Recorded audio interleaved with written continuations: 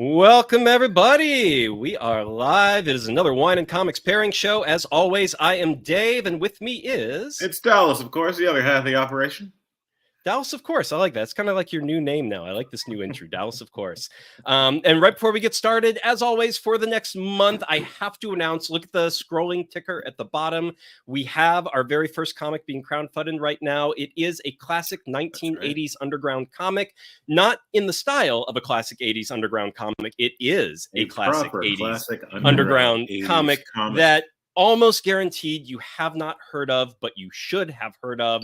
It is Armageddonquest by Ronald Russell Roach. This is the new wraparound cover by Angela Odling. This is a gorgeous little wraparound cover by her. She is the artist on Lucifer Licorice and Detached, among others. We also have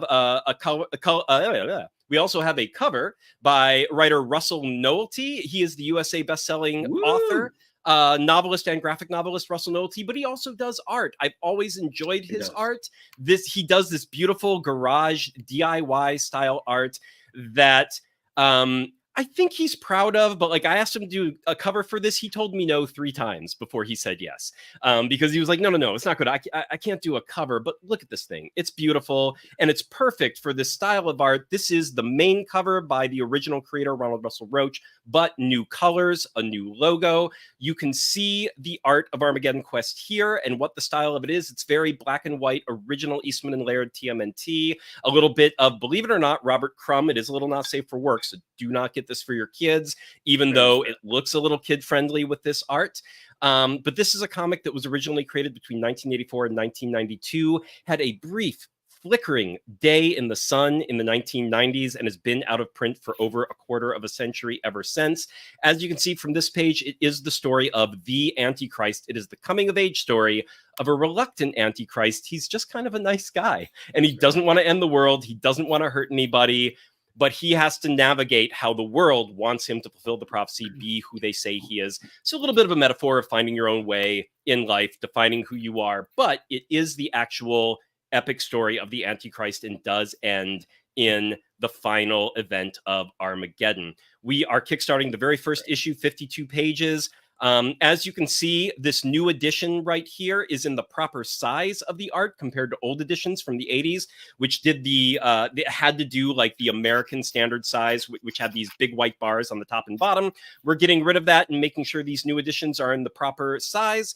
We also have a new intro by New York Times bestselling graphic novelist Joshua Dessart, the writer of Vertigo's Unknown Soldier, Swamp Thing, Valiant's Harbinger, and most recently Bad Ideas, Orc Island, and Odin's Eye, which are both, frankly, very metal comics, which brings us to today's special guests, which we are going to bring on, which we are going to bring on right after our opening music plays, but let's play our schnazzy.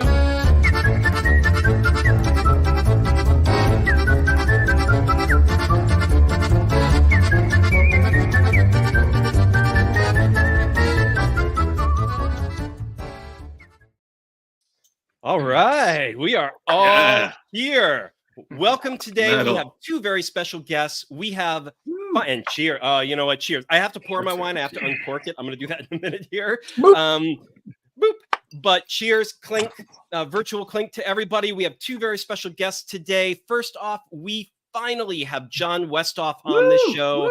Me and Jon have been Discord and social media buddies, frenemies online for quite a little while, but this is the first time the timing has worked out for us to have him on the show while he's crowdfunding his latest, which is a trade paperback collection of Drumsticks of Doom, his alt-reality, fantasy, horror, metal-themed comic. And this is the first 4 issues, 100 plus pages. I will put a link in the chat here in just a second so everyone can click over to that. Real quick, and Jon, are we getting Drumsticks of Destiny at some point?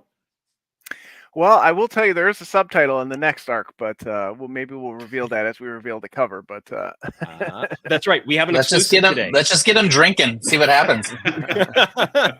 Jon has actually already promised he's revealing that today exclusively on the show. Yeah. So because he funded just last night or this morning, I think, Jon. Right? While I laid my head on my pillow, I woke up to the good news. So yeah. So we are here, and then we have a very special guest, a guest co-host for the very first time on the show, and that is Stacy Buchanan, the founder and publisher of Blood of Gods. I'm going to put a little picture of this. This is the metal and wine themed zine, which you can find. I'm also going to put a link to his link tree in the Blood of Gods link tree, so you can have links to everything for this. They have done 8 issues so far, and this is heavy metal and wine in magazine format. That makes a ton of sense to us, honestly. I know every time, like, I've seen a lot of interviews with Stacy, and like the first question is always, "Why metal and wine?" We do wine and comics. I was like, we're never going to ask you that question. We're like, yeah, I'm metal, rock on. We get it. So, but Stacy, no, I totally think it's like not as boilerplate as like some like phoned in or canned responses. Like for me, there is a little bit of a narrative, or kind of bakes into my history or my DNA a little bit, and I embrace it. I think at first, like, I was always a little reluctant, but now I'm like, it's actually kind of, when I hear myself out loud, I'm like, oh, that is kind of crazy sounding. So if you want, at any point in time, we can go down that road and tell you a little bit about it. Yeah, absolutely. But just to say, the thing that surprised me about Blood of Gods, because wine and heavy metal, that just made sense to me in terms of like having fun with like pairing wine with music and just thematically how those two things go together. But the thing that was surprising to me is how robust of the literal connections between people in the metal world and people in the wine industry. I was like, holy shit, so many people from like all different areas of the metal world, because you interview a ton of people in the zine as well. And just the number of musicians and roadies and just different people peppered all throughout the industry that have now gone into the wine world. That was the really, really cool thing, I think, about that. So, yeah, folks, check out Blood of Gods. I put the link in the chat for you. Mm-hmm. Sweet. Oh, go ahead. You were saying. Oh, like for me, like Blood of Gods, like I mean, the low hanging fruit of it is, if everyone can just get past like, oh, there's a good selection. Yeah. I come from like punk and metal and hardcore. I think it really started like, is this my moment to go into my little bit of a background formative stage kind of thing, because I can regale you with some fun anecdotes and tales. Yeah, Dallas is not going to stop you. Okay, cool. Yeah. So I had a couple of uncles growing up that were way into hard rock. They were like in the Kiss Army. They were party animals, like all throughout my life. Even when I was in high school and college, and you're used to, you're made of rubber back then, and you just bounce right back. They were crazy. So even when I was in high school and college, they would out party everyone, outlast everyone. I mean, they were like basically like high functioning alcoholics is kind of what I think they were in retrospect. And so it's kind of like that feedback loop where it's like, here they are maxed out at like 10 on the extremity scale, and you see that as I was their, I'm their nephew, and that's like, oh, so that's the baseline, that's the norm. So you kind of then push it further and get into more extreme stuff and more, like death metal and black metal and those kinds of things. So for me, that's kind of what sent me down that road. And I worked for or I started doing some freelance writing, like Thrasher, I was into skateboarding, alternative press. And then I wound up going on tour with Ozfest. This was 2000. So this is when Pantera was still together. Dimebag and Vinny were still alive. This is crazy to think about. But so I was like about 20. And wait, so you were on tour with the Ozfest at 20 years old? I was a sponsor representative for there was essentially a cluster of companies like New Line Cinema, Hot Topic, which was definitely a different thing in the year 2000. Yeah, and then a few others. And so we would. Oh, it was I mean, you almost have to like describe it in the context of that era, because it was. Oh yeah, you do. Oh yeah, pretty big deal. but yeah, so that was my first big tour, and my mom, she's pretty devout Catholic, so she thought it was going to be like sex, drugs, and rock and roll all the time. And it was 2.5-month tour, so a long stretch. Yeah, and she Mom, came that's back why I'm vegetarian, going. so she was Thanks. kind of like confused, like what the fuck happened? Like, so after I did that for a couple of years, the next year I managed to do it again. It was but that was the next one I really liked because that had more bands I think I was into. It had like Slipknot was on it, Hatebreed, Mailer Manson, I think. And I kind of shoehorned that into my music career more, where I worked for Century Media Records in Los Angeles for a few years, and then I moved to Germany and worked out of their German office. And unbeknownst to me at this time, so this is like roughly 1999 to 2007 when I moved back to Walla Walla, my hometown.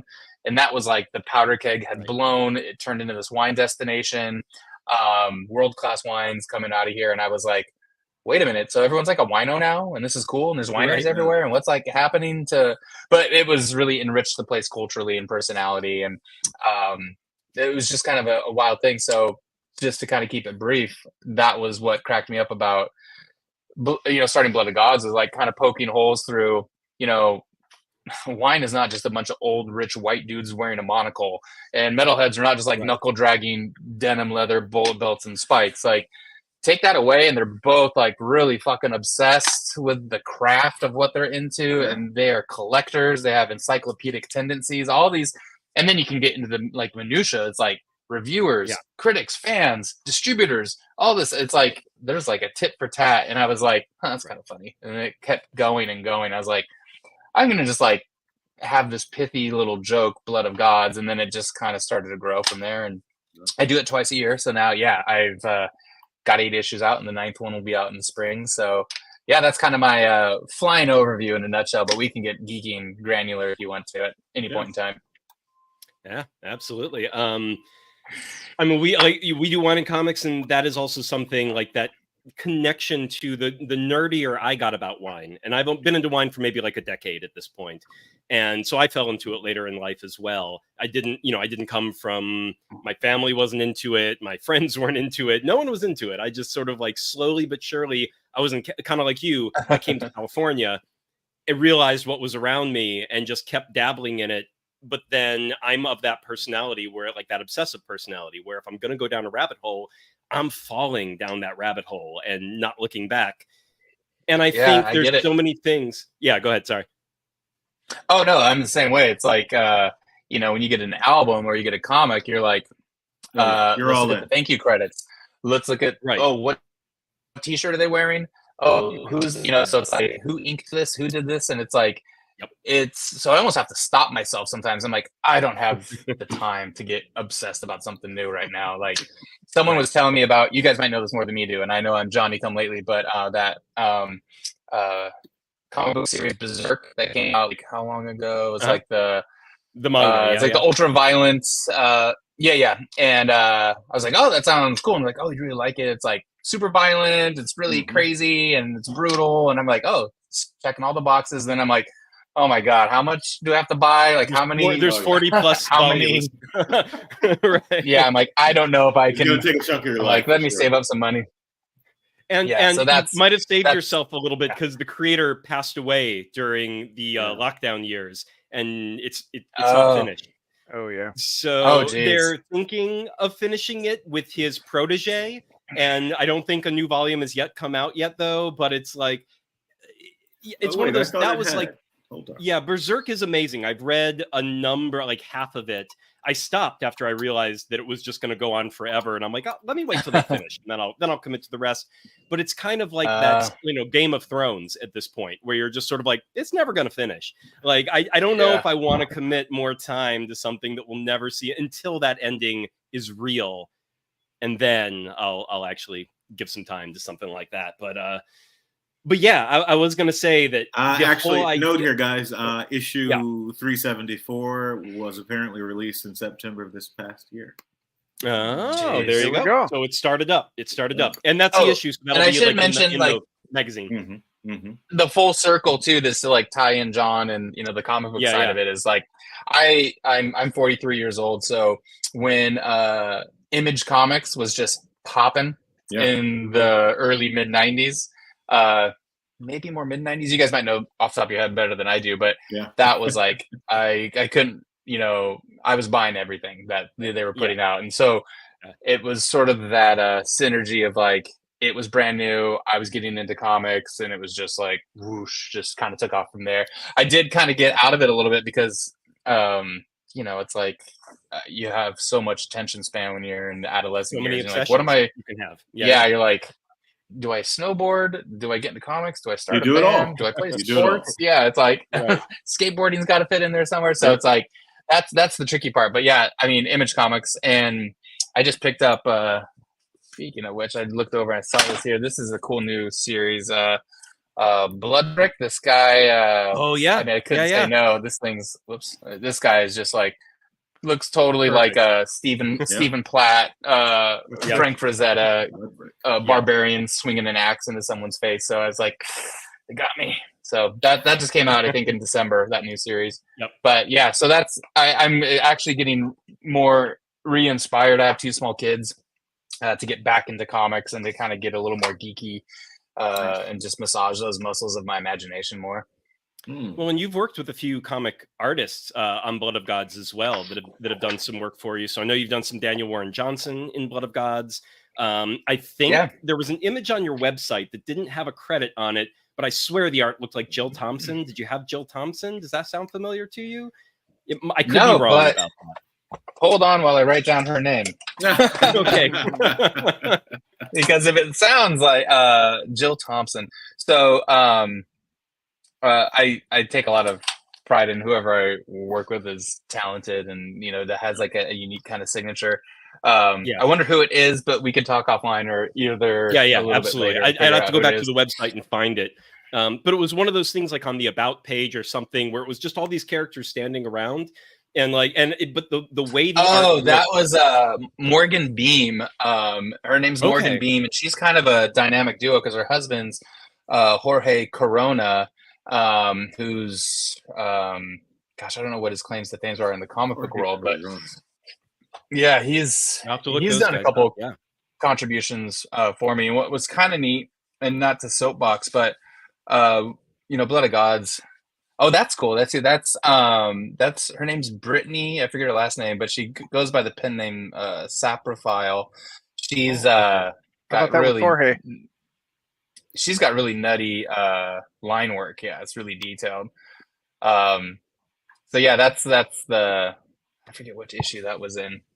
But Morgan Beem and Jorge Corona, what was cool was that he Wine Enthusiast Magazine, I think I could say this. I have an article coming out. So they just really liked what I was doing. We've always kind of seemed simpatico.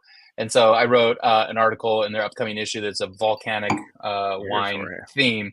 Oh yeah, that's Jorge. Oh, cool. So he has this is he an image crazy. Guy? I think so. I think he's done. Yeah. He's his stuff's really badass. He did this like Bacchus like erupting out of a volcano image, and they wanted. I don't know. I know he's done some Spider-Man stuff. But yeah, I'll have to look and see a little bit of his pedigree. So it's neat just to kind of be like, oh, thanks for doing this thing for Blood of Gods, and all of the artists are compensated in various ways. But to see like there was a bit of a long tail effect, like, oh, and this led to more work for you. And it's like from a big magazine that, prints hundreds of thousands of copies. And so I'm really excited to kind of like, I don't know, it's like you guys probably do where you're like, shit, I kind of have like relationships with all these people now. It's not just like this transactional, like, hey, and that's the way I want it to be. I want it, coming from punk and hardcore, it's like, I don't want it to, because that just feels like a super fucked up capitalist thing where it's like, I'm going to use you, you're going to use me later. And it's like, no, I think it's better if you could build something with someone and that is a relationship. And Dallas is right. He's worked at DC, Big Trouble in Little China. He's doing plush at Image, Creep Show. He's done a bunch. Oh, nice. Okay. Cool. Yeah, he was neat. Yeah. So yeah, I'm kind of like, damn, like that's kind of like a power couple right there, because Morgan Beem's really awesome, and she does a little more like watercolor style. He's like more edgy comic book style, but yeah, cool. Awesome. Blood of Gods, guys. Blood of Gods. we put that in the chat. Let me put it in the chat one more time for the latecomers. And let's take it over to Jon at this point. So we are all here today because, of course, you just heard Stacy's background and what he's doing with Blood of Gods. And Jon has a heavy metal themed graphic novel, Drumsticks of Doom. Yes. So, Jon, take us through a little bit. Now, the pitch for this, of course, and one of the things I really appreciate, just to get us kicked off here, one of the things I really appreciate about this comic is I knew the pitch, but when I started reading it, you know how you sit on something for a little while, then you read it, and you've kind of forgotten what the logline was to begin with, and so you get surprised all over again as you go through. So when you start reading this comic, this is an alt history comic where what happened in the music world went a different direction in ways that had a very fantastical impact on the world as a whole. And I'd forgotten about the alt history part. So when things started dropping about that element, I was like, wait, what? And it's a fun journey of discovery as you go through this. But Jon, take us through the pitch, the logline for this graphic novel, and what inspired it. What made you want to do This Is Your Story? So thank you for having me. And yeah, the pitch is Drumsticks of Doom is what if Black Sabbath, not the Beatles, became the most popular band in the world, and thus the universe was changed forever, musically and otherwise. That's a hell of a logline. Ancient traditions like destiny and transfiguration are taught in school. Some demons were summoned and some stuck around. All the things your aunts, uncles, and grandparents told you would happen if you listened to heavy metal actually happened. There you go. But of course, life goes on, right? So our main character, Lana, she just wants to make independent music in a heavy metal world when she finds a magic pair of drumsticks and she's thrust into a war to keep heavy metal on the top of the charts. And that's Drumsticks of Doom. And I really struggled with the log line because the story really started as a young woman who's makes music and she's okay at it, and she has to decide at that point in her life, how does she want to proceed? And then I realized I'm not Jaime Hernandez and no one's going to read my sad sack story about somebody trying not sure if they want to be in a band. So then I was like, well, I got to add a werewolf. And then I was like, well, where did the werewolf come from? And then that's when I came backwards into I love this reverse engineered way. So then I came backwards into it, and I'm glad to hear you say that because I kind of want people to forget the log line because we don't do like a Star Wars scroll at the beginning. Right. But I know that you have to get people into the book, right? So I like the pitch because it definitely gets people to go, oh, that sounds cool. Yeah. If you're into that type of stuff, it's gonna draw you in, right? But again, the story is a little more grounded than that, especially as it starts. It starts as, again, she finds the drumsticks and she's got to figure out what they mean and why she got them and what kind of powers they give her and stuff. In this world where heavy metal is on the rise and about to get worse as it kind of dominates the earth. Now, what was the sort of inspiration? What was your connection to the sort of themes? Like, what was the onboard into this? What's your background with that? What's your background? I have played drums since I was about 15. I'm about to turn 43 myself. So rest in peace, Stacy and I. But I played drums for a long time. I kind of got to that point in my life where things were winding down. Being in a band was taking a lot of time and energy that I didn't have as children had just started coming, and family life and career and all that. And I never had these real big aspirations to be in a band or to play on Ozfest or anything like that. I loved going, but I never that just wasn't. I knew that wasn't in the cards for me. So I needed some sort of other creative outlet, and I started writing comics. Found some great peers online to team up with, and that became my creative outlet. And that's kind of where the seed of the story started. Am I a musician? Am I a metalhead? Am I, if I've given this up? And that's kind of where Lana's story started. It was really me transitioning out of making music. Right. And that was such a huge part of my life for like 15 to 20 years. So where was I then? And then again, I sat on that for a while until I kind of got a bigger world around the story that I could tell, and then got up the courage to approach my co-creator, who I should mention, Dan Dougherty. Oh yeah. Who is a musician. He's still a musician and a working artist. He just played a gig last Thursday. So I knew he was the right person to bring in. Dan and I have been friends for about a decade. And it was really, he wrote a short story in our music themed anthology that was called Banthology, because we realized we had so many comic creators that were also musicians in the scene. And we put together 3 volumes of this anthology series. He did a short comic, and you can get it for free with the, if you back the book. it's called The Beast in Me, and it was about Dan playing the Metro in Chicago. And he so eloquently told in 6 pages that feeling you get when you play a live show and you get this beast in you that just wants to be fed. It wants to have that excitement and that feeling that cannot be replicated except for live music, maybe live theater. And it was just such a great story that it stuck with me. And that was a big catalyst for me, that I was like, I have to work with Dan. He understands the real seed of the story is about what do I want to do with music, and how do I want to what do you do with the express beast? myself? Yeah. What was the band that he was in? He is actually, his band is called the Dan Dougherty Band now. Okay. He's been in the Workhorse Kings was his band before, so he's been in a few over the years. Dan would not. He would tell me he does not consider himself a metalhead. He's more of a alternative rock guy, but I still love him, even though he's a dirty guitar player and singer. He's the right man for the job. So since you're a drummer, who are your top 3 drummers? So my top 3 drummers are Tim Alexander from Primus. Primus is my all-time favorite band. Okay. I also love Brain, who came later, but Tim is my favorite drummer. His style and everything just really hit me at the right time. My second favorite drummer is the drummer from the heavy metal band from Chicago, Macabre, Dennis the Menace. They're a little more obscure, but I love him. And then my third is probably Stuart Copeland from The Police. He was the first one I remember hearing played the drums like an instrument. Yeah.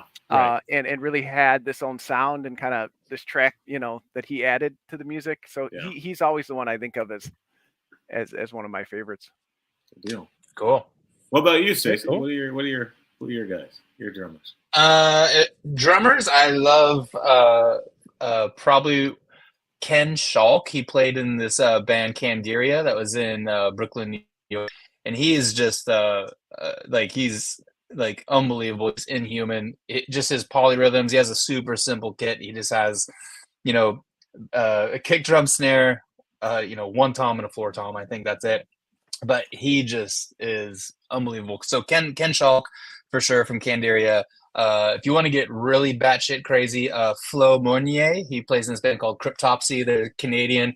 And he is the one that's like, if you want to push the limits of like human capabilities, like, or just not even just from technical, but like, I mean, I remember hearing stories where he was, just so sweaty and exhausted and playing like, 260 beats per minute, just mental stuff that he's like passing out while playing, it's just like that kind of thing. Yeah. But I mean, he is also like a capital P professional. So Flo Mournier would be another one. Ken Schalk. I don't know who the third one would be. I'd have to think about it, and that could probably change on a week by week basis. But those two, I mean, they just. Maybe like you can say maybe Thomas from Meshuggah, just because what he's doing is not like. I mean, that's like alien shit. Like I don't know how his brain does all that polyrhythm and all the polyrhythm, all the weird time signatures, and it just I think every once in a while I'm like, God, am I having an aneurysm? How's he doing this? Like, it's making my brain hurt. Yeah, like I said, I've been playing for 25 years now, and I can't even understand it. Like, what the hell? Yeah. There's some songs where I'll even like shoot a friend a message. I'll be like, what's happening here? What am I hearing? Part of the song, like, right. And they're like, oh, that's like, he's doing actually like 5/4, or he's doing like displaced fourths, and doing. Yeah. I'm just like, I have no fucking clue what you're talking about. You just made that shit up. Yeah. So Jon, real quick, let's talk about Lita Ford. Let's talk about her. I'm just joking. Is the character leader inspired by Lita Ford? Finally, I mean, this comic's been out for 3 years. No one's gonna ask me. Finally, somebody asked. I'm like, I thought somebody would get that right away. I put a QR code with the song in there. And like, Jon, don't you have like confetti that needs to drop right now? Like, move the balloons over. Like, nobody notices that. So I'm so glad you noticed like that. Yes, because she's the queen of metal. Yeah, that was actually what's crazy is when I realized it was, I was just like, okay, that's fantastic. All right, yeah, okay, I'm on board. I really hesitated with that. There's a couple characters because we do take the lore and the characters, so to speak, from heavy metal's history and add them in there. But obviously, using people's personas, and it was a tough thing. So I don't outright name her in the book. So hopefully Of course. delete this from your records so that but I it don't is get sued. inspired by the essence of and obviously it's alternate history, and That's right. movies It's do that all parody. the time. But Yeah. I don't know much about Miss Lita Ford. All I know is that at the time, and really to this day, she's one of the queens of heavy metal. So She really is. I mean, you I can't said, really name another who one. is going to be the foe of Lana? And I figured it should be another woman around the time that. So yes. Yeah. Good If job. anybody Good hasn't job. read it, Lita is our antagonist in this first arc. Yeah. With some other nefarious. And survives to be an antagonist into potentially future arcs, so we shall see. In a bio, for the sake of litigation, you should probably give her the name Lita Chevrolet. Okay, I'll do that. Yeah. Every time they go to say her last name, I have somebody cut them off so they don't actually say it. Right. I'm like, that'll protect me. I got this. The Chevrolet. Simpsons with the Springfield. Which Springfield is it? Ohio, bud. You do have a couple. So on the topic of like best drummers, I do have to ask, Jon, you've probably said this on some actually you both probably said this on interviews before, but I don't know the answer to them. But favorite bands, not just favorite drummers, like what are the most inspirational bands for you? Are your favorites, Jon, were they the ones that inspired this graphic novel and this story in particular, or are your favorites something, and throw out one that is just like true blue obscure, like someone that you want to shout out, not just like the mainstream favorites, but something. Yeah. I get the feeling you both can do that easily. So Jon, kick us off here. Well, I mean, as a drummer, you asked me my favorite drummer, so I kind of buried the lead there. Primus, Macabre are my two favorite bands. Talking Heads is also my favorite band. But interesting. Two of my favorite bands, Primus. I love Primus. Again, they hit me at the right age when I was 13 or 14, and just I was into alternative music, and they were just so weird and so out there that it was like I just loved them. I just wanted to buy all their albums and know everything about them. So they were really the first for me, like the first obsession. Then Macabre came shortly after. All songs about like serial killers playing at the speed of blazing light. And again, at 15, I was like, holy shit, how is this guy playing this? This has to be drum triggers. And then I saw him live and I'm like, it's not drum triggers. This guy's insane. So that really got me really obsessed with the band. And those are the two, metal bands. I would say in the book, I wouldn't necessarily say they inspired the book, but they obviously led to me going to shows and being into metal and being into, harder bands as I got older. Tool was another band. I didn't even mention Danny Carey's, one of my favorites too. They were another band where, that was one of the first bands I was really obsessed with and just loved them.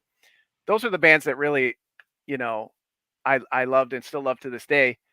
But the bands that like inspired the book, it's really more about power metal, Manowar. Like the book literally started as, what if Manowar lyrics were real? What if that shit was like, we took it literal, like eagles flying and swords and motorcycles on stage. And then I was like, okay, that's a little too metalocalypse, that's already been kind of done. So let's back it off a little bit. And then I realized, oh, wait a minute, this is a tribute to Dio. This is about Dio lyrics, like his, dragons and knights and all the stuff that he sang about. And once I kind of fell in love with Dio, and that's I would say he's a big inspiration. And as corny and over the top as Manowar can be, there is a lot of tongue in cheek references to them in the book. So those are really the power metal bands are really kind of what's driving this story. But I was also very into death metal, Cannibal Corpse, Deicide, bands like that. So I think I'm taking kind of the more extreme ends of metal and putting them into this story. Yeah, cool. And you, Stacy? I think one of my all-time favorites is sort of in that middle where it's not super obscure, but it's also definitely not mainstream, but kind of middle, and it's actually just a duo, and they would probably be more in like the industrial metal vein, which is a band called Godflesh.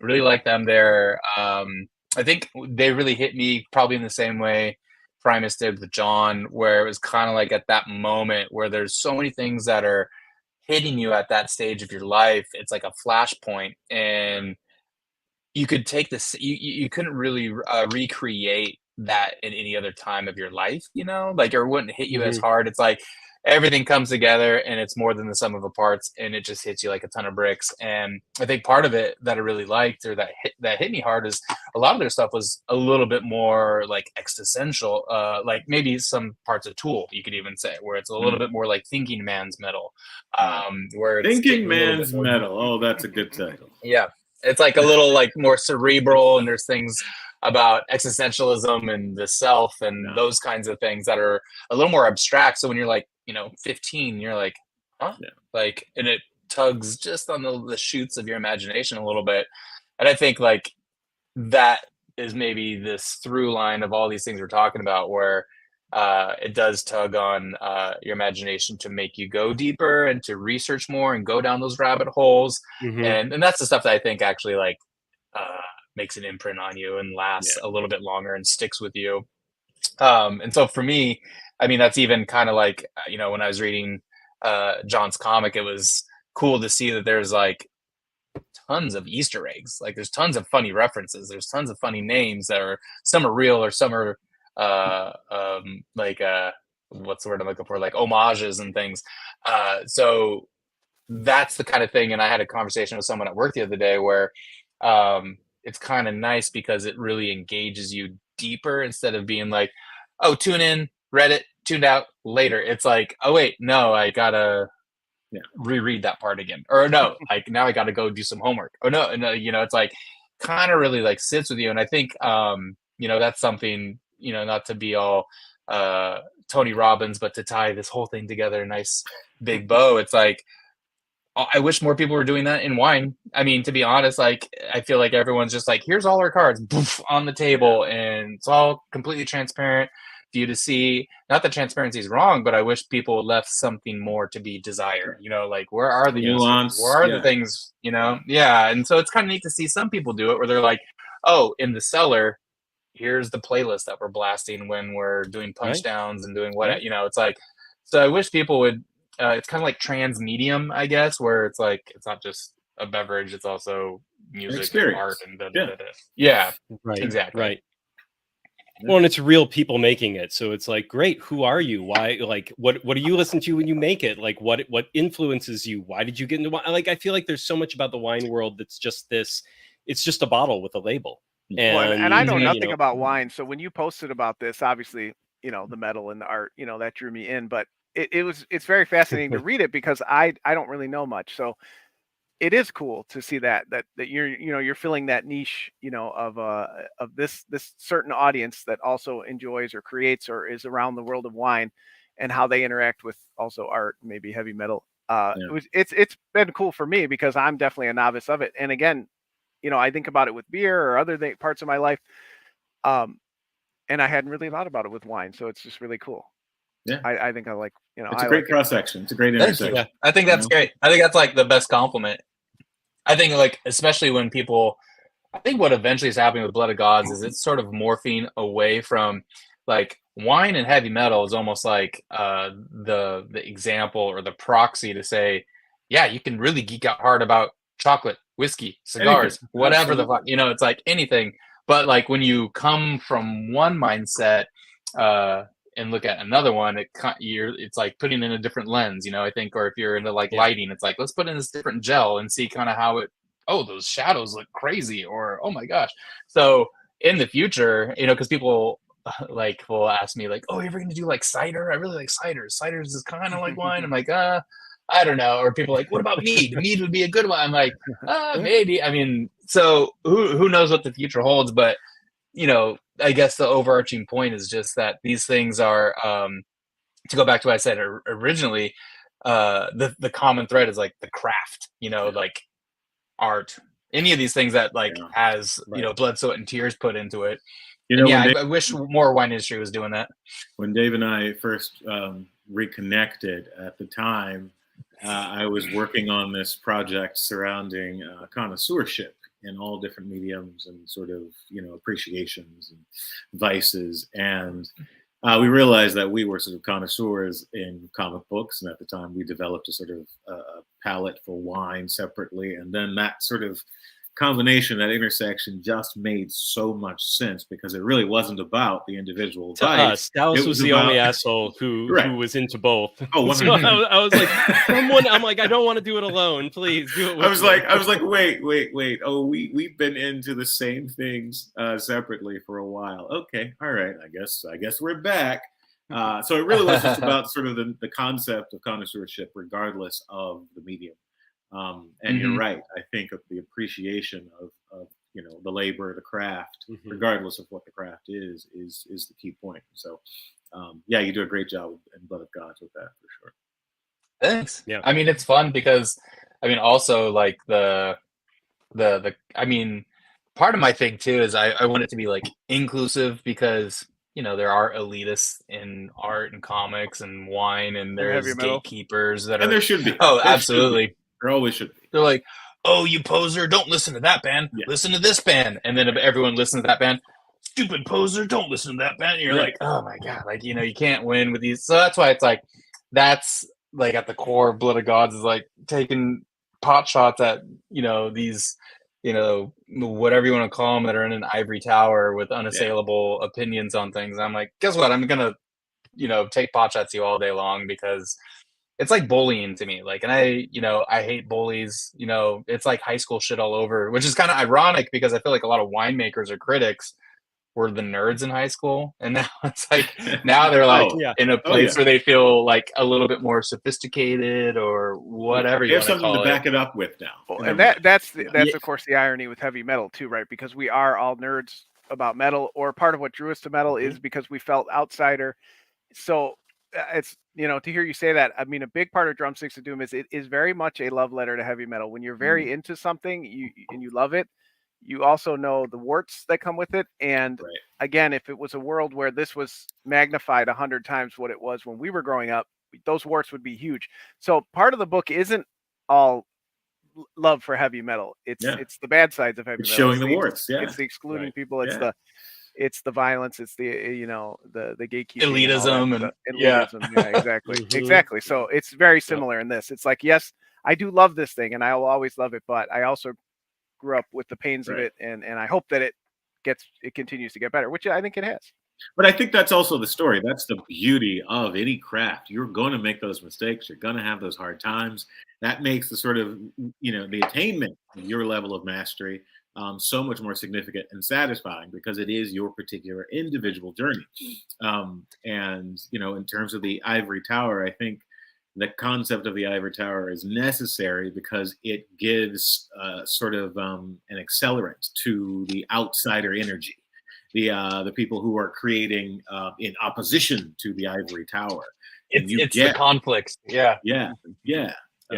So I think there's sort of not necessarily a place for it, but there's a justification for those things existing. So, When I think in my head, when I did Wine and Comics and put those two together, I saw so much parallel between the industries, and I'm pretty sure heavy metal and just the music industry, basically anything with history and cultural relevance, is going to suffer these particular slings and arrows, which is that, there's not just the active gatekeeping, but there is so much history and there is so much to dig into that people feel like, same with comics or metal or wine.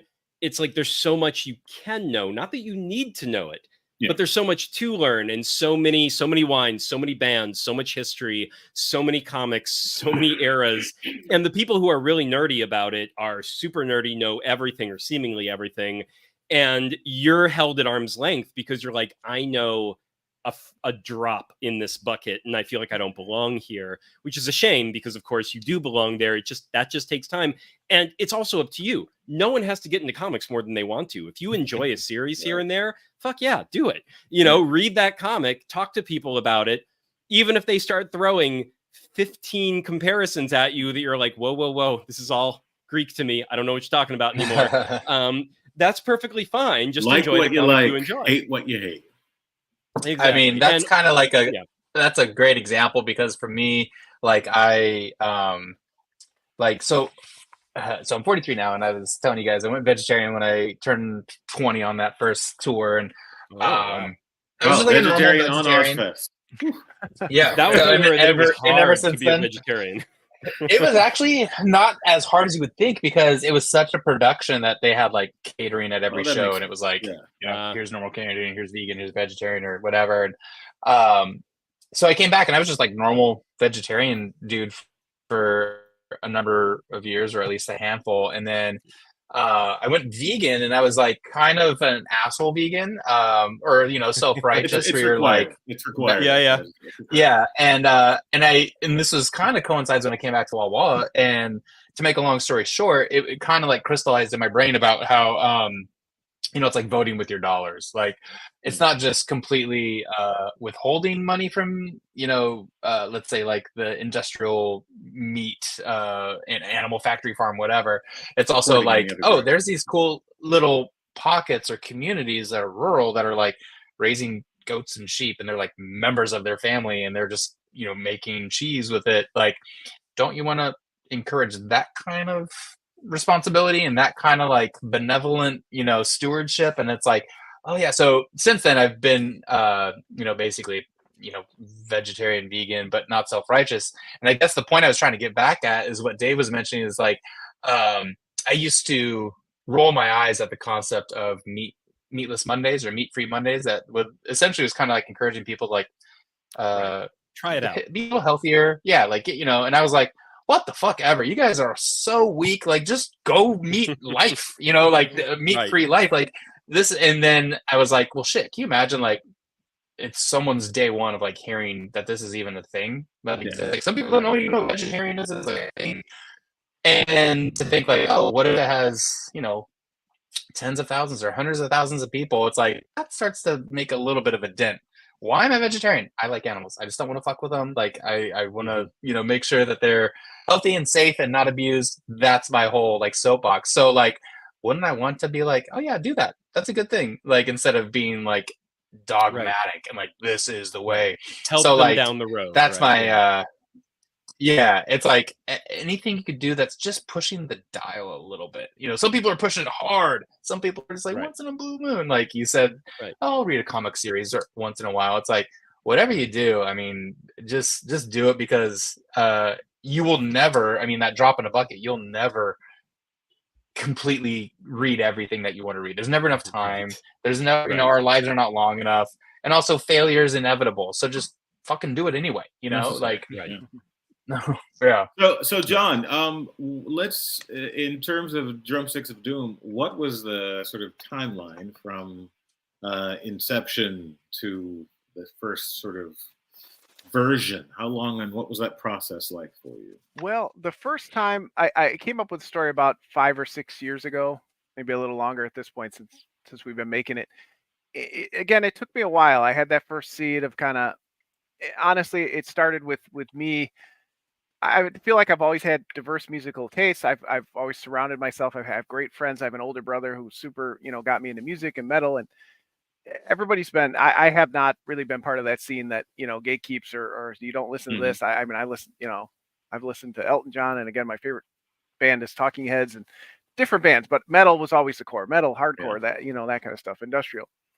But as I got older, I started listening to a lot of more like indie rock and stuff like that. And really, it was finding through David Byrne's collaboration with her an amazing, talented musician, Miss Annie Clark, who's Saint Vincent is her stage name. Vincent, and I was just so blown away that I had neglected that part of the music scene, that I just did not know enough about these amazing women who make music, and she just blew me away. And I would listen to all her albums a million times until they were part of my soul. And then that's when Lana became the character wasn't myself as much as now it was a woman, and how does that play into being a woman in the metal scene? And that was where it started. And again, it took me a while to kind of sit on it. I talked with some friends about drawing it, and I just sat on it for a while. And then I really wanted to approach Dan about it. And Dan's, he's a great guy. He's a working artist. He and I were friends, and I just never really got up the courage to say, okay, I'm ready, because I knew the series was going to be 10 to 12 issues or longer, and I knew that was a huge commitment for he and I took a break from writing and publishing comics for a few years, and then when I came back, as I approached 40, I was like, I got these stories I want to tell. This is a huge one that I've wanted to tell. I love music. I love music comics. And if I'm going to tell my music story, I have to get off my ass and do it because I'm at my midlife crisis. Amen. Amen. And so, of course, I picked 2019. I approached him. I said, Dan, let's do a pitch. We're going to get this picked up. And then by the time we got around to doing it, it was 2020. Okay, best time to come back as a comic publisher, right? The world's ending. So it's taken us a while to get through these issues, a lot longer than we wanted. But long and short, I sat on the story for about 5 years, and now we've been actually producing it. We've had 4 issues in the last 3 years, and now we're on to the trade, which of course is a huge step for a small. Bravo, yeah, good stuff. On the topic of you realizing the sort of female musicians and singer songwriters out there and whatnot, I had a similar thing in the 2010s where I realized I think I made I was like all my favorite songs, and I made like a Spotify playlist in the early days of Spotify, and I realized they were all men. And I was like, oh, I don't want to be that person. I need to start exploring a little bit. And so I then very actively use Spotify to like, and this, I know streaming has its issues and headaches and politics. Yes, it's horrible. And it's a problem. They have not been a great place for all musicians at all times, and probably never will be. But the one thing I do appreciate about it is it allowed me to do that kind of like almost retroactive exploration where I was like, shit, I'm decades behind. And I need to start listening to a lot of music that I never had before, just because my little echo chamber bubble of music as I was growing up kind of took hold, and I was not expanding. And my God, the last 10 years has been just like all the new bands, all the bands that like, I mean, some of my favorite bands I discovered on Spotify still only have like, I don't know, 12K followers or something, like listeners on Spotify. Like they're pretty small time peanut bands. And I'm like, they're regional from somewhere. And I'm like, I would never have heard of them if I didn't have access to this. And it in certain ways, it's been really, really great. But then as long as we can always tackle the monetary remuneration issues. I'm the same, like streaming and YouTube and that has been huge boon, and a big part of that too is finding people like St. Vincent, and Angel Olsen was another big inspiration. You know, as I started writing the series, she was definitely the voice that I heard for Lana, the character. Interesting. Okay. At first, that's kind of morphed. Dan actually, as we started to write the series, and I was talking to him about who I thought her voice would be like and what kind of inspired her, and he introduced me to Wise Blood. Natalie Mering is the singer, and she is a new one. Okay, just that became the voice because she. All right, hold on. Wait, what's the name again? Weisbled, Weyes. By the way, I'm going to look at the recording of this live stream when it's done and go through all the band names that have been dropped and put them all down below, because I want to know who they are as well. Because a lot of your guys, like your favorite bands were a ton of them. I'm like, I need to Google that or Spotify search that. I need to look into all of these things. So I'll go through. Don't worry, Dallas. I'll go through and catch them all. Insane. Dan introduced me. He's like, well, if you're looking for, a woman who's super talented and sings, have you heard of Weisbled? And it was like, wow, I just right away, I was like, oh my God, he played me the song Andromeda. And I was like, now Dan and I have this connection too through music. Music is a big part of it is connection to my friends and community and I mentioned my brother. And now Dan and I have this connection. And then later we went to see Weisbled, the first concert Dan and I had seen together. We saw her to celebrate issue 3. So now we have this like connection to the series. So she's a big part of it. Cool. So I'm just glad you pronounced that name, because anytime I read it, I'm like, Ways? Yeah, I just noticed it. I was like, I would not have gotten that. And I think somebody said it on YouTube because I didn't either. I just happened to hear somebody introduce her or something. I would not have gotten that. All right, well, let's go ahead and do a quick share of the screen of that Kickstarter campaign right here, so people can come take a look. So this is the Drumsticks of Doom heavy metal graphic novel, Volume 1, and there is a Make 100. So one of the editions, there's only 100 copies being made. Which edition is the 100 copy, John? So the wonderful, amazing Maria Wolfe cover for issue 1 with Mike Spicer colors is our Make 100. Dan is obviously the series artist. He, should be the standard cover, but I had so many great covers. I was like, you know what? Normally people don't do variant covers for trades. I'm the publisher. I get to do whatever the hell I want. So we're going to have 2 give people the option, and something Beautiful. fun, make 100 as part of Kickstarter's January kind of kick off the year thing. So I was like, oh, this will be a good opportunity to kind of do that. That is a great cover. I do love this cover.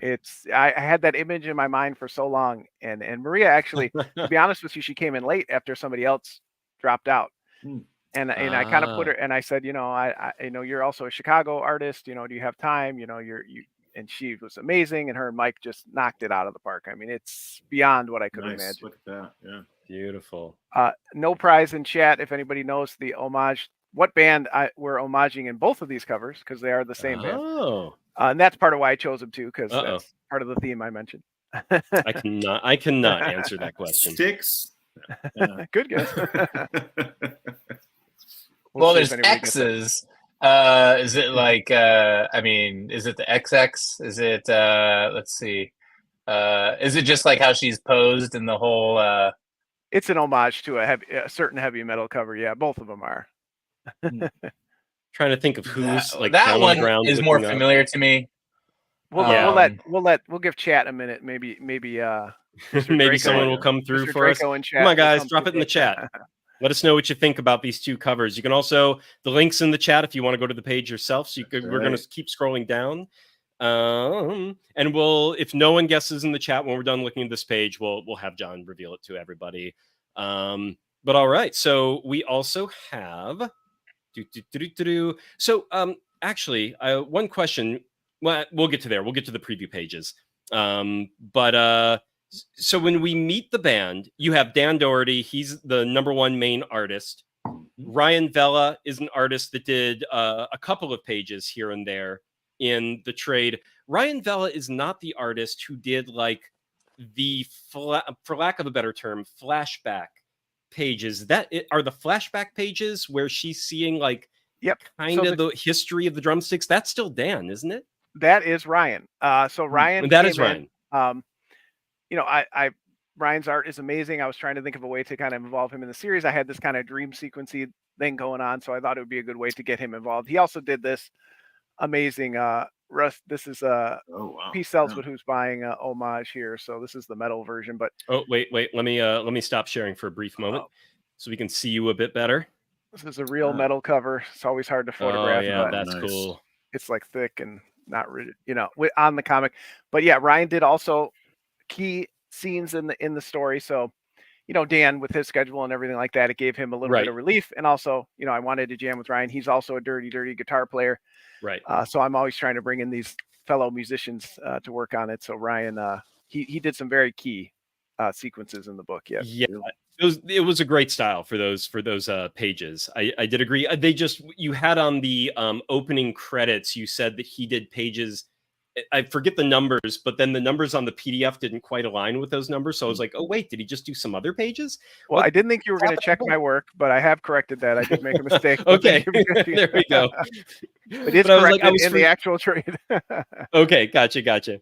All right, and then we've got over 100 pages first time collected, $25 for the main one, $30 for the one that is limited to only 100 copies, which is $5 extra for a limited edition. That's kind of awesome. I'm glad you kept the price that low, actually. For that. Yeah, how did you price that low? Jeez. Well, I'll tell you, we made a choice early on, as you if people don't know, if you've seen here, Drumsticks of Doom is in black and white. Right. We talked about that, Dan and I. He wanted us to bring in a colorist. He had some people in mind. The story I mentioned earlier about The Beast in Me was black and white. Also, the first comic I ever read from Dan was called Bob Howard, Plumber of the Unknown, which is about a plumber who finds occult things in pipes. And that was in black and white. So Dan's art to me is like in my head is black and white. He's done other amazing things. He did a long running series called Touching Evil, which is in full color.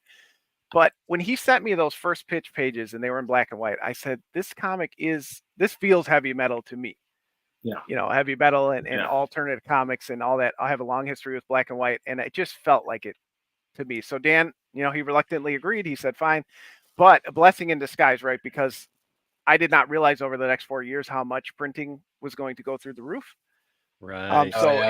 It's really helped us keep the price of this trade lower. If I had to print it in color, it would be, twice or more of the price. So it ended up being a blessing in disguise. I feel like it really fits the series as well. We've talked about down the road, maybe we'll do like an ultimate color edition, but I really feel like it just works. And again, it ended up being a savior because I'd have to charge, $50 for the trade. Absolutely. Yeah. Yep. We do have one guess from JL in the chat. Iron Maiden. Are we talking Iron Maiden? Good guess. Boom, boom. We need to get an Iron. I think I feel like I know it. Is it Manowar? It is Manowar. Manowar. That is Hail. That is Hail to England, and then the Maria Wolfe one is Kings of Metal. Which, again, when I was telling you, it was basically Manowar's lyrics coming to life. The image of him, he's holding a sword on the cover of one of their albums. It just, was kind of that fantasy, high fantasy art. We did want to do an Iron Maiden the cover, other one. Oh, go up. That Hail to England one. That's the one that one right there. That's the one that was like, I'm just chewing on it, and it's like, right. You're like phantom memory on the tip of your mind. Because in the cover he's got like the flat, like he's got like the British flag, right? Yeah. Right. So I was trying to think of Dan and I were talking about a cover, and we did have it like an homage theme for the covers going. And it was just a pose. This is one of my buddy's favorite Manowar albums, and he was talking about it one day, and I was like, oh, that's it. Like, I just wanted a cool, like an iconic pose. So it ended up working out. And then the funny thing is there's a woman, of course, on the cover in a revealing pose with this, jacked up, singer from Manowar. And so obviously we put our character Jimmy instead, little tongue-in-cheek role reversal there. That's funny. But yeah, that's cool. It looks super badass with the drumsticks. She does. Yeah, it does. And that was part of the story too. When I first came up with it, like, again, the sad woman, does she want to be in a band? Does she not? And the magic drumsticks thing was like, that just seemed cool, right? Drumsticks are like a wand. Yeah, it does. Let's go. Let's make a story out of that. It does. And I'm still waiting on the Drumsticks of Destiny. We'll see. You're a little late for the second series, but maybe we can bring it back for the third. Yeah. Well, I will say too, the black and white, one thing that I think really works for that is what I was alluding to at the very beginning of the show when I was talking about how I forgot the log line or what the pitch was originally. And the story starts, you're just in the world, the real world. Like, there's nothing special about it. There's nothing supernatural. There's nothing. And then when that very first werewolf bursts through the wall, but then the reaction of everyone to that werewolf is very weirdly muted. Like, it's something that they need to take care of, but no one's freaking out. No one's like, holy shit, it's like, this is real. It's a wolfman werewolf thing. Like, everyone's just like, oh, hey, they shouldn't be here. They're only concerned because they're seeing him during the day, which he's not supposed to be out during the day. Right. Dave, we call that a Tuesday. It's pretty normal. It's really common. Right. Exactly. And that was my first clue where I was like, wait, I feel like something's off about this scene. And it's not until later when they get to their first club that you then get like the crowd and you get to see the mishmash of demons and humans and creatures, like all the supernatural elements where you're like, oh, they're living in a world where this has become semi-normal, if not completely normal. That was, I like the way you introed all of that, though. I feel like that was a really gentle yet surprising, like, it took me by surprise, and yet it was a nice gentle intro to all the crazy elements in this world. I thought that worked really well, and I think the black and white actually makes it sing probably better than color would, because the black and white has that mundane feel to it to begin with, where it's just sort of like, oh yeah, there's nothing special about this world until there is. And I think that helped the illusion that we were just sort of in a basic, mundane black and white world, not really in this like special 4-color superhero, supernatural, whatever world. So I like that. I think that worked really well for you. Thank you. All right. Going down, we then, so these are the original covers from the original 4 issues. Coming down, we won't talk too much about this guy because he's in the final issue, but I did like when he showed up, and it was basically almost like your little like coda bell, like zing right at the very end. And so we'll see how that develops. Also, why does she hate Jeff so? Like, what did Jeff do? Oh, can I also say, do we have any? I'm going to upload a picture of one of my favorite.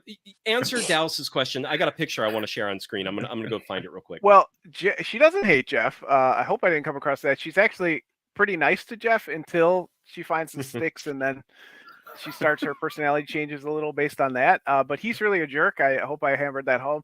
Yes. You know, he is. See, very that's much, crazy because Jeff doesn't seem like an asshole to me. But Dallas is that guy. I mean, he's who'd be like, supposed to be. Don't fuck up my songs, man. He's very much, you know, someone told me he looks like Nathan Explosion from Metalocalypse. Yeah, he's very much the very cliche metal, very serious about his music, very much based on, you know, people I had been around in the scene, you know, people in bands and things like that. So he's very much, that's all he cares about. And Lana, you know, and he used to date in high school, and she kind of hangs in his band because she doesn't know what else to do. So I think that's kind of where some of her animosity grows. And then through the issues, he continues to be a jerk until she finally says, Jeff's misunderstood. I wanted to share this page. I love his almost like cartoon Scooby-Doo expression whenever the hair finally leaves his face at the few choice moments. And so you get this kind of, just this explosion of like, he's larger than life, like Hanna-Barbera cartoon type of a thing. Not really. I love that that's the only way in which we ever see his face. Absolutely. And that was purposeful. I think that the line was, you know, make it like a manga, you know, very over, and Dan just, of course, everything I tell Dan to do, he just makes it 1,000 times better. Which is what an artist is for. Let's be honest here. That is their duty, is to make it look like you always had a plan, and you were talented from the beginning. All right, and then I'm sure, like Stacy could agree. I don't know you well, Stacy, but obviously we both have an eye for art. So whatever you're putting together, this is my number one recommendation to anybody new into comics. If you work with insane talent, it will lift you up. So just just find amazing people to work with, and then you'll look great.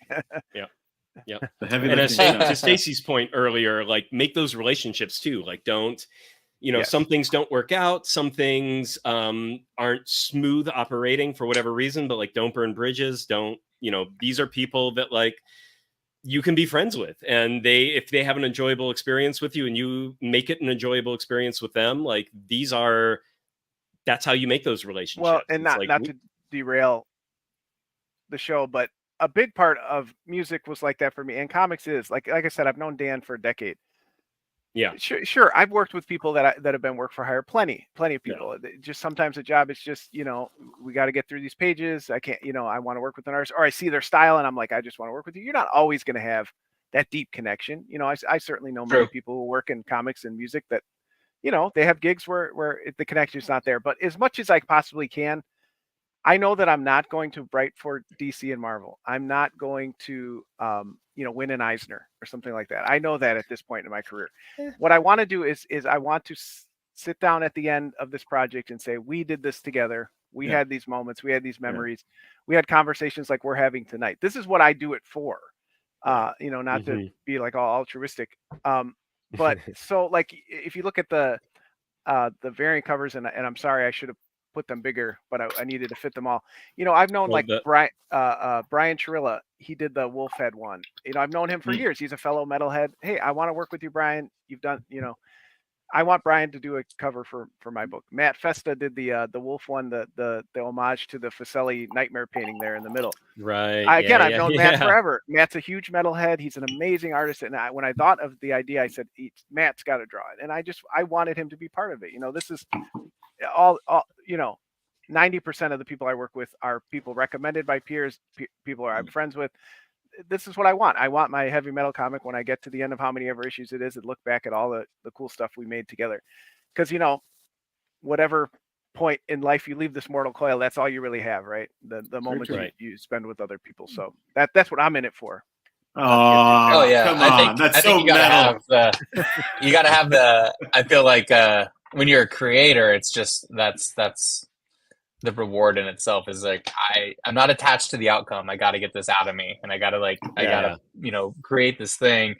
And then I feel like that's like being pure, and that's being true and honest. And that's when actually, I mean, I think unconsciously we always want success, or we always want some kind of validation and stuff. But when you're in that flow state, when you're in that place where it's just, I'm a creator, and the outcome is irrelevant, surprisingly, like, the outcome's really fucking cool most of the time. Yeah. I hope so. And obviously I come from that's from a place of privilege too, because I have a good paying job. My wife is gainfully employed. My Yeah. family's healthy. So of course I don't have to, I'm not doing this full time. This is what I get to do for my hobby. So I get to make those choices based on that.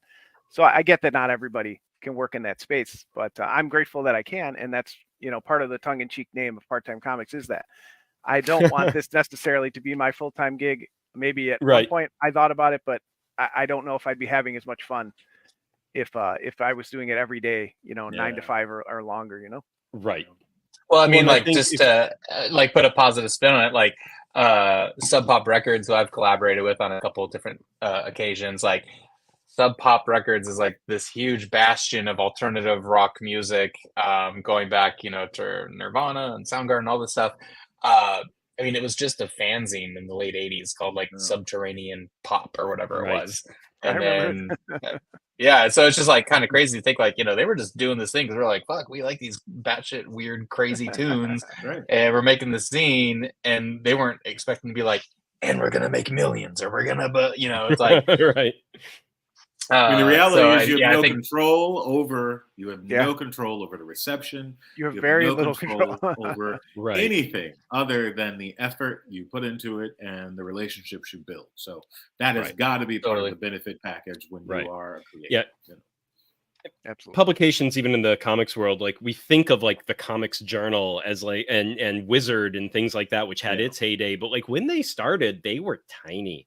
They weren't that big. They didn't have the big names going for them. Like they just hit at the right time. They did the right content that people were looking for. The fans just embraced it, and they went to the next couple of levels up. But it, you know, when you go back to the beginning and you see like how zine like and like black and white and the way it was printed and the way they stapled it together, and you're like, holy shit, that was what ran the entire industry. And you know, 20 years later, that's crazy.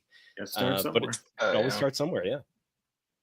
Makes me wonder what's, you know, not to open a can of worms, but I'm like, oh man, I wonder what this new iteration of like heavy metal magazine is going to be like. Or you know, there's a few things that have been like rebooted, and you're like, oh man, what is the new metal sphere like? Like that's because I you know, I think of other sort of musical genres and see how they've sort of transformed in the past like half decade, and what is that space? What do these bands look like? Jeez, who knows? I mean, like I heard an interesting podcast earlier today. It was basically talking about how like how metal is kind of like not really cool anymore, and isn't really the transgressive, edgy thing it used to be, or at least not in comparison to. And this is kind of the crux of the argument. Like some of these young artists and musicians that are doing a lot of cross-pollination with like hip hop and electronic and doing shit out of their bedroom, and like that's like a little bit more edgy and different, and you know, pushing boundaries. And I can say that they might be right, and I don't have to like it. I can still just listen to like my heavy metal and also agree with them at the same time. Be like, oh yeah, you're probably true, but this is my comfort zone. And you know, maybe in a year, 2 or 5, like I'll, you know, be the boomer that comes around and says, oh, all right, like fine, I'll admit some of it sounds good. I've got 2 small children. I've got a 4-year-old and a 7-year-old, so they'll probably make me feel like I'm a total dork. But you're going to be exposed to it one way or the other, whatever's coming, you know, in the next 10 years. But I think metal, like comics, I think, you know, the connection, the internet, all that is changing the landscape. I think people have more access to put stuff out like this. I mean, I'm grateful that I can get a comic out like this. I started on Kickstarter 15 years ago. You know, at the boom at the beginning of it. But you know, 20 years ago, there wasn't these avenues. So how much has changed in the last 2 decades? The same thing in metal. Like people are collaborating. People are, you know, not as into the over the top, you know, partying and stuff like that. I mean, I know that still happens, but you know, people are starting to move past some of the cliches of being rock stars and just put out music they want and find people online that want to make music with them. And you have access to it, just like comics. There's like world-changing music every month. There's world-changing comics every month. If you say I'm not liking music and I'm not liking comics right now, then you're not trying at all. Right. It's Well, everywhere. Every week something great comes out. It's like right. It's just the boon of all that stuff. People are well, and to the there's no point barrier of to getting your creativity out. Right, right. And to that point of cross-pollination, it's like that is so like cross-pollination happens at such speed now. Whereas back in the day, you know, music traveled different music from different states, cities, countries. I mean, it bled slowly through I'm the from the Burn CD ecosystem. day. And We had to like wait, you know, oh, they put out a track, but it's only in the UK, so you got to wait for the UK import. And I remember that crap. Like, oh, my buddy burned the CD for me. Oh, let me check it out. All right, well, now kids here's absorb it. a random question on that note, John. First live concert you ever attended? Ooh. So I was very fortunate. I had a girlfriend in 8th grade. Her dad was really cool. He took us to see 9 Inch Nails. What? And that really kicked everything off. I was like, holy shit, live music is the craziest shit ever. I got it. So I was very lucky at 14. That was my first You win, concert. John. No one's gonna top it. What about you, Stacy? Mine, I think it was either 12 or 13, and I went with my parents. They took me, and at the time, I don't really know what my attitude was, but it was the Moody Blues. And I saw the Moody Blues. Yeah, you kind of it was cool because it was actually like at a huge outdoor amphitheater. I think it was like, you know, about a 17,000 capacity outdoor amphitheater, and they played with the Seattle Symphony Orchestra. So it just took some of the bombast and the grandeur and just like ratcheted it up even more, especially when you're talking about, you know, some of the songs like Nights in White Satin and different, you know, like, so that was definitely like a pretty big, it didn't hit me at the time. It was like years later, I was like, huh, that was like pretty fucking cool. Like, you know, like I still listen to Moody Blues. I don't listen to 9 Inch Nails that much. I'll listen to Wildest Dreams any day. Right? What about you, Dave? Me? Yeah. Oh God, my first concert was Harry Connick Jr. So I see that. I see that. Yeah.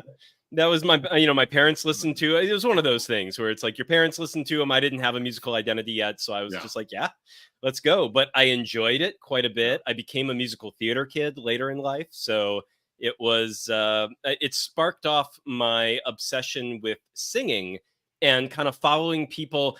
And one of the things that I've always appreciated about the many genres of music is how much range, you know, my parents always needed like a nice voice, like a melodic, smooth voice. Like they didn't like anything that was harsh or didn't like anything that was different or strange or had a tenor or a minor note to it that was just sort of like nasal note to it, anything. Crooner. Yeah. Right. But for me, I was like, when someone could do something with their voice that I couldn't even begin to attempt.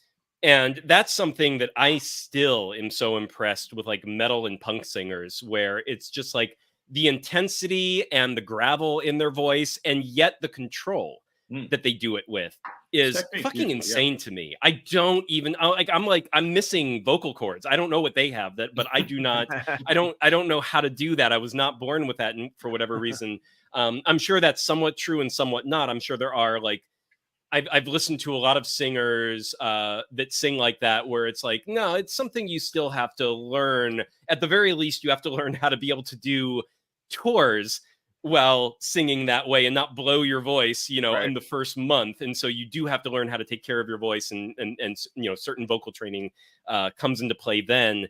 But nevertheless, I am so enamored with voices that sound nothing like mine and nothing like the crooners of the era. So I'm very much of a vocalist appreciator in that regard. Nice. MC Dallas, Hammer. MC Hammer. I was going to joke that it was Hammer. He's just trying to get by. He's like, no. Next question. MC Hammer. Damn it. My first cassette tape was MC Hammer.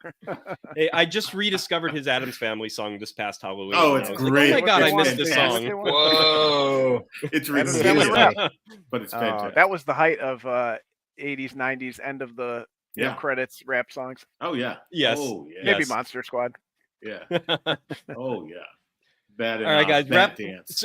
Go ahead. Wrapping up this the Kickstarter look at. So these are the actual real metal covers that you can get. Which that is will so go cool, on guys. top. That's so cool, John. Metal covers are crazy. I don't. Stacy, have you ever seen a metal cover on a comic? Do you know what we're talking about when we say that? I think I do, but I don't know if I've seen it in a comic. I've seen where people will just do like art on like that, like a sheet of metal, you know, like right. And Yes. I hope I have it somewhere, probably like in a garage or my parents' basement or who knows what from back in the day. But I had a Simon Bisley, really cool. Like I think when he did his Melting Pot series, and it's pretty insane looking. But I haven't seen it for like a comic book, so I'm intrigued. Those are so sexy, John. That's just they are. Yeah, and I decided to do them without the logos, and I think that was a good call too. Yeah. So that was cool. a good call. Yes. I thought they were the stupidest thing, and I actually have a hard time with variants and all that goes into comics, but I'm starting to learn that it's, you know, part of the game.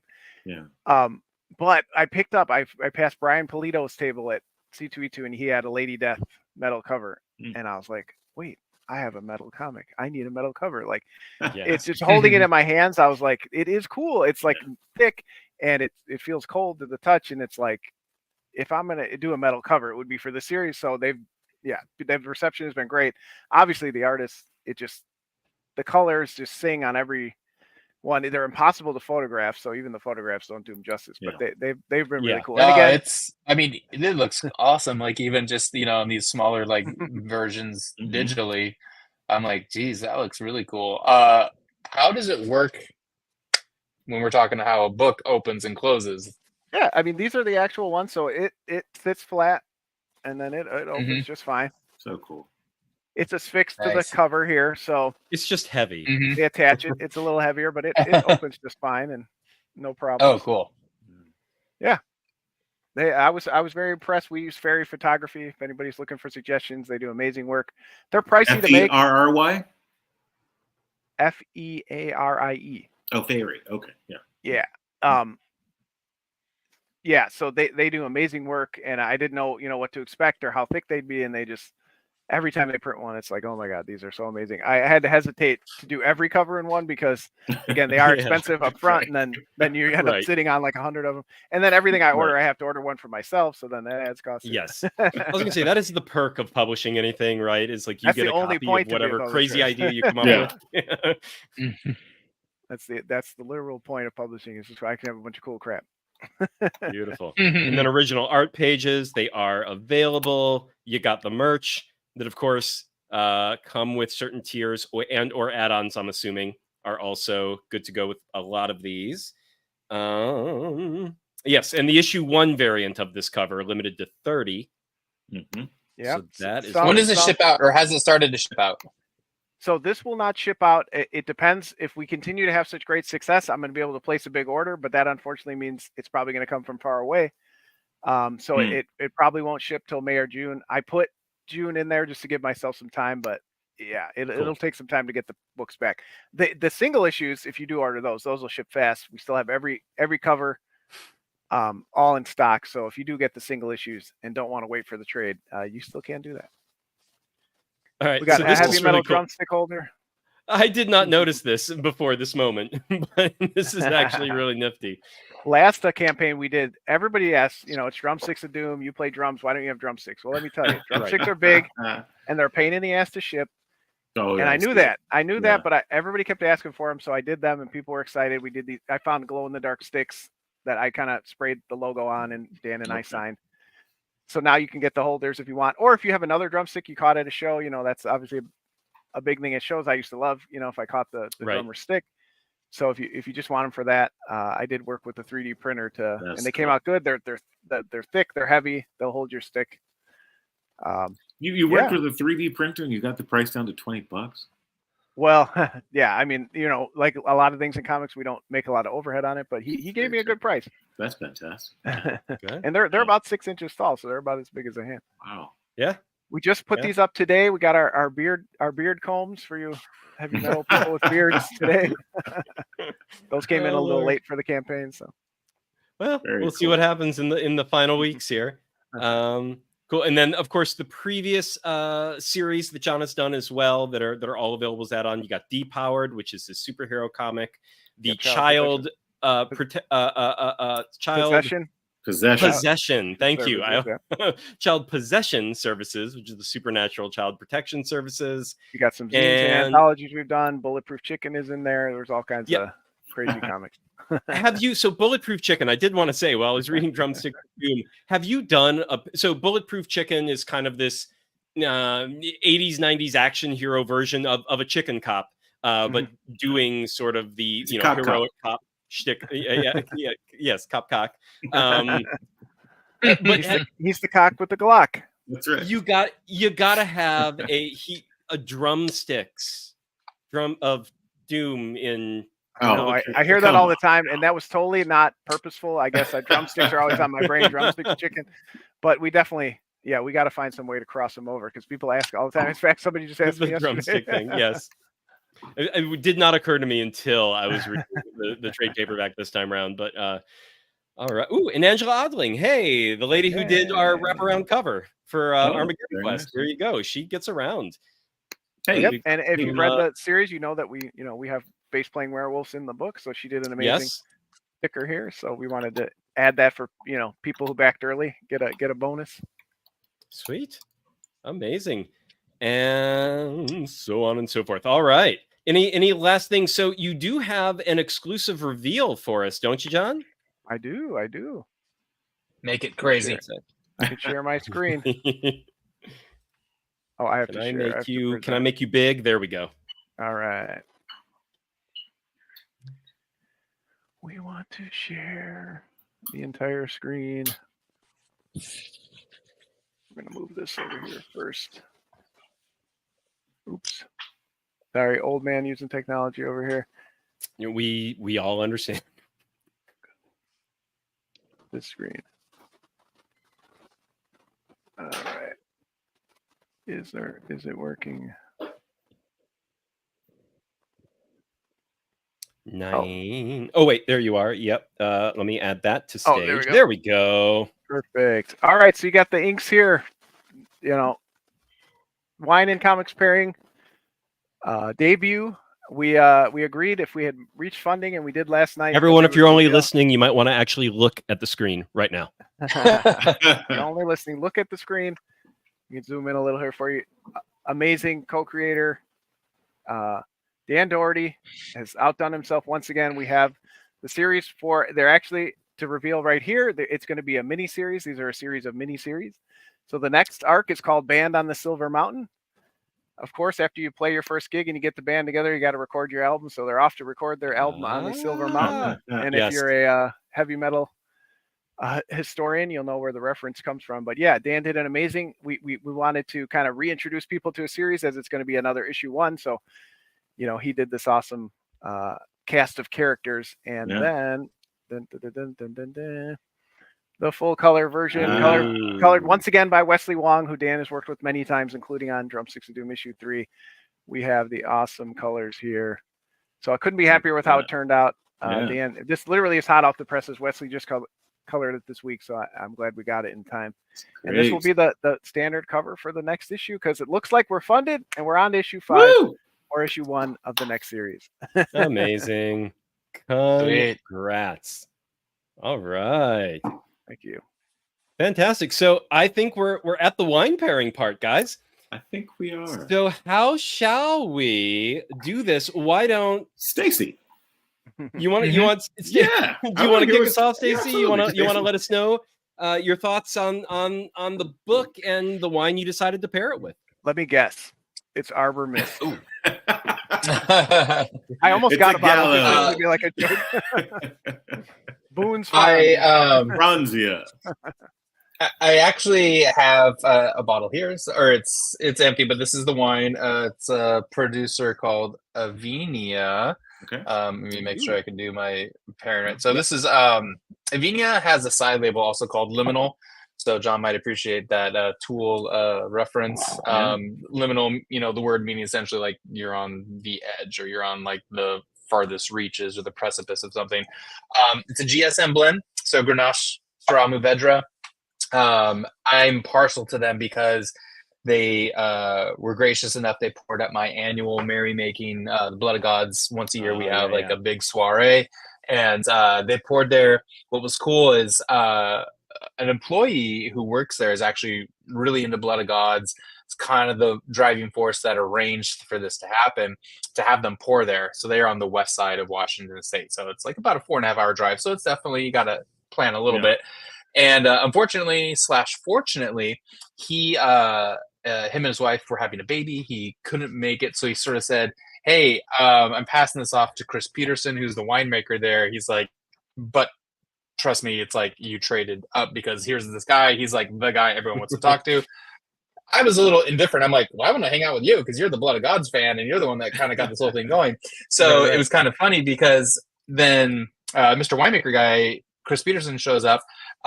Super cool. But I think it was neat just to see his reaction where he was like, holy shit, this is crazy. Where am I? What's going on? This is not like a wine event I'm used to, where it's just like brutal tunes are playing. There's like, artists, there's wineries, there's vendors, there's all this cool stuff. And so he was just, I think, like, pleasantly surprised. It wasn't just like, fish out of water, but he was like, there's a bunch of crucial dudes and brutal babes and we're all hanging out. And it's just like a lot of frivolity, a lot of levity. So I have fond memories of it. So AVENNIA, awesome Washington State producer, little Beautiful. higher price point in the spectrum, nothing that's going to break your bank, but kind of a Like special 50, occasion. 60 range we were talking Exactly. about? Yeah, I would Right, say yeah. like a $50, That's $60 bottle. So this is their GSM blends, and so it's just kind of like so many things, music and art. It's like when you have a memory associated with it. So that's the one that I paired with. And like I mentioned earlier, it's kind of cool when you have something like Jon's created where there's the Easter eggs that are baked into it. And so as you're reading through it, it actually forces you to slow down a little bit, forces you to like read it twice or like, circle back or appreciate it. And those are the things that I think in any craft are the ones that stick with you a little bit longer or have something a little je ne sais quoi. And so that's where I went with it. So hopefully I did this segment service with my ramble. You did. You absolutely did. Very nice. Absolutely All right, did. Dallas, you're next, man. Yeah, I think I am. Let's see here. So generally, I choose either the wine I would want to drink when I am reclined on the couch reading the property, or the wine I would want to drink, the beverage I would want to drink if I were inhabiting the world of the comic. And I went with the wine I wanted to the beverage I want to drink while I'm reading the property. And for me, I started with an Albarino.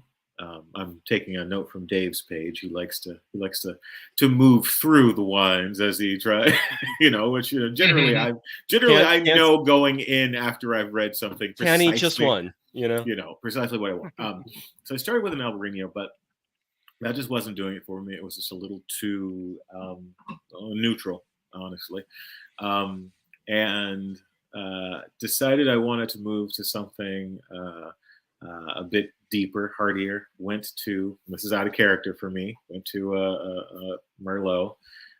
Not a huge Merlot fan. And that was sort of substantiated after this. And then I decided I wanted something that was a little quirky, that was still a wine in technique, but that kind of slapped the palate around a bit. So I went with this beautiful Lustau Rosé Vermouth, sherry vermouth. Cool. All right. Sherry vermouth. And if anyone knows anything about vermouth, it is basically sort of a fortified aperitif. Sherry and vermouth both are very similar, but in the vermouth you'll get aromatics added, and it needs to mature for a while. In general, it's used as a mixer, but some of the hardier vermouths like this one really stand up on their own, particularly with sherry vermouths. There's an undernote of a sort of a singe quality. There's a burn note at the back. And whenever I think of metal, I think of, I don't know what it is. Whenever I think of metal, there's this. It's the fire on stage and shit, you know? Oh, so, right? It's that smoldering. There's that smoke note at the end of the night. You know, any sort of metal or, you know, hard rock concerts that I've been to, when you're leaving at the end of the night, something's on fire. You know, either the smoke coming from the guitar strings, you know, just from how hard they're playing. Exactly. So something or someone's on fire, and this was really satisfying reading this piece because there are also some fantastic light notes, and there's a sort of an elderflower component. So yeah, it kind of slaps you around. It's a little confusing. It's a little satisfying. It's just good, and that's what I did. Nice, sweet. All right, so over to me, and I went, and you're welcome, Jon. I believe this is the first time I've ever paired anything with this, but my favorite varietal of all time, which is a Petite Sirah. Yeah. And I went with a Mendocino County Petite Sirah here. This is, now, I think ideally you want to get a Petite Sirah with a little bit of age on it. Which is not going to be the easiest thing per se to find unless you go to like wine bidding sites and things like that, which actually it's not the most beloved variety. So you can get it kind of cheap when you go there. This one in particular, this is Volante from Mendocino. I don't even think they're around anymore. This is a 2005 Petite Sirah that I'm sitting on, which I got for $4.99. Let me tell you. But it's drinking amazing right now. And the reason I went with both the Petite Sirah and a Mendocino County in particular, because I think, look, you can get a young Mendocino Petite Sirah. It would still be pretty good with this graphic novel for the reasons I'm about to go into. The one I would even jump to that would be, like, if people don't want to go on wine bidding sites and go through all that kind of BS, I would actually go with, I believe I have a photo here I can jam onto the screen. Oh, not yet. I got to go find it real quick. So while that's uploading, let me wrap up my talk about this. So Petite Sirah is one of those, it's a dark brooding kind of grape. It's usually a blending grape. But lately, and especially in California, I think Petite Sirah has like found its homeland in California, like as a single varietal. No other place has quite had as much success with it. Australia, a little bit. So you often find it called Durif down there. And if you find an Australian Durif, they are very good as well. But I've still personally, for myself, never found anything as great as California Petite Sirah single varietals. And Mendocino, Petite Sirah is one of those varietals where it's dark, it's brooding, all these black and a little bit of blue, but mostly like black, deep, dark purple fruits with heavy, chewy tannic structure, deep kind mulberry, of a short mulberry, and a little bit of herbaceousness. I mean, it's got a lot of it's like stewed, jammy fruit, and it gets very ripe in California, generally speaking. So you get a lot of that heat on the palate where it's like it tastes jammy. And then it also has this dense tannic structure, kind of a short finish, which is what a lot of people don't like about Petite Sirah and why it can be a little taster's choice. But in Mendocino County, Mendocino wines, in all the places in California that I've tasted, has this thing that I like to call electricity, where it's just got this vibrancy that I don't experience in almost any other area of California. And it's best represented in their whites, like the Gewürztraminers and the Albariños. It is. It's fantastic. It comes through more obviously in the whites. Yes. But if you get like a straight up Cab Sauv or a Petite Sirah, something that is normally in California, like big, dark, and brooding, and it's just a beast of a wine, Mendocino lightens it the F up and gives it that little bit of something that's just, it's a little more sparkling on the tongue.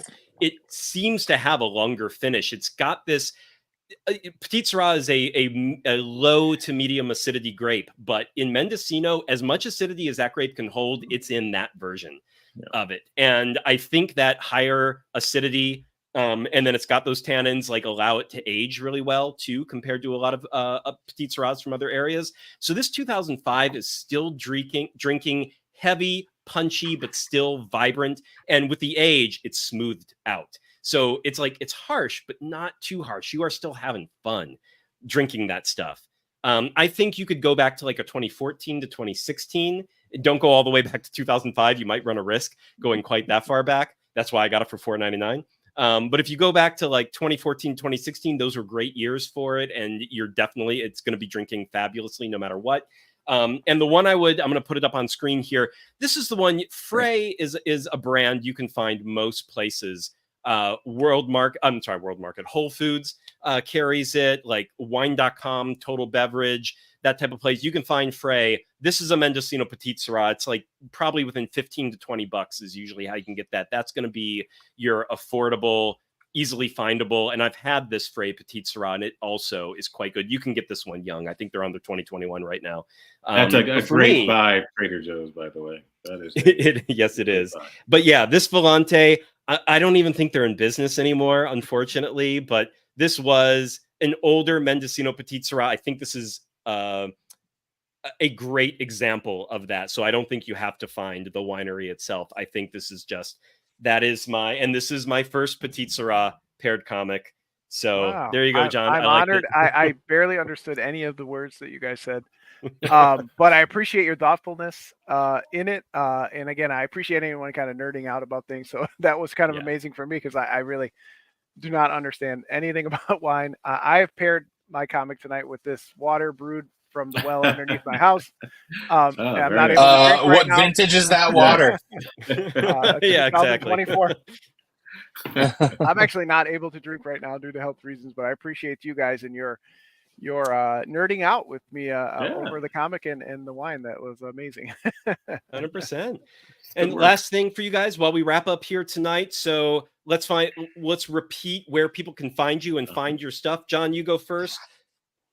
Yeah. One more time on what you got going on. Best spot is right here at Linktree. Will lead you to everything. But on all social medias, we're Part-Time Comics with an X at the end. For some reason on Instagram, we're part_time_comics because Instagram is weird. But if you search Part-Time Comics on Google, again with the X, we come up. But the Linktree is the best spot. We have tons of books coming out this year. We have at least 5 Kickstarters planned, 4 of which are already, the links are floating around there. So this first one was a huge step for us. It's a big step for the company for this whole year in 2024. So I'm just so excited that it's had such a great reception in its first 8 days. It's been hugely important. So that means we're set up to get these other books rolling throughout the year. So I'm hugely active on Facebook and Twitter, so you can always find me there. But I'm on all the social medias at Part-Time Comics. Beautiful, perfect. Now just put that in the chat, folks. Yeah, same with John. I have a link tree that lets people know where they can buy my issues, merchandise when there's events that are happening. I haven't officially, thanks, John. I haven't actually announced. Well, I did kind of a teaser that letting people know that there will be the Blood of Gods annual merrymaking again this summer. It'll be fully announced with like the lineup, which will have about 20 to 25 wineries, about 10 different artists, and about 10 different vendors. So that'll be coming down the pipeline. But otherwise, besides the link tree, just on Instagram, it's Blood of Gods zine. And I'm always looking to do new things, collaborate with new people, that kind of stuff. So having this conversation with you guys was great because I'm scribbling down names as you guys are like referencing people. A couple of them familiar, some of them are new, and so that's always kind of part of the the fun. Yeah, and if I have a quick plug here again at the end, it's beautiful newsprint. You get a lot in this. $5 most of them come with posters or some sort of add-on. There's tons of great art, even despite this strange size, which made me recoil in horror as a publisher because I thought about how much does it cost to print at this strange size? But I got you. If I confounded someone, then my work was done. That was good. But it works. I forget what it was called. I think actually what happened was I started off super short anecdote is. It's called a mini tab, I believe is that size. It's about 5.5 inches wide, 10.125 tall. And so it's like when a newspaper would do like a like a weekly insert Oh, or yeah. something. Like, Yeah. so it started out from that, and then the printer I was going through wound up selling some of their machinery or some of their equipment, and I went elsewhere, and they said this new printer, which is Oregon Web Press, they're in Salem, Oregon, essentially said, oh, we could match it, you know, scale to scale, exactly the dimensions. So I just kind of stuck with it, and it seems to be working. But every once in a while I'll see someone doing some weird shape or size or format, and I'm like, oh, that'd be kind of cool maybe. And you know, just kind of chewing on it still, but nothing is really like you know, the train hasn't jumped the tracks yet. I'm still riding on this this mode. I'm not brave enough to. I've done some mini comics and other things. I have friends who do. But the odd size, like the magazine size, the mini comic size, it makes you remember it. So, you know, again, I do the boring standard size. I haven't branched out, but yeah, it definitely it's cool because it definitely, as soon as you look at it, you're like, what is this strange Does object? stand out. Yeah. Thanks. Yeah. All right, guys. Thanks so much, folks. Beautiful. Thanks everyone for watching. We will see you next time. Once again, Stacy Buchanan, Blood of Gods. The link tree is now in the chat, or Blood of Gods Zine on Instagram. Best places to find him. Jon Westhoff, Part-Time Comics with an X. Everywhere. That is where to find him. And we will see you all next time. Signing off for tonight. Good night, Have all. a good one, guys.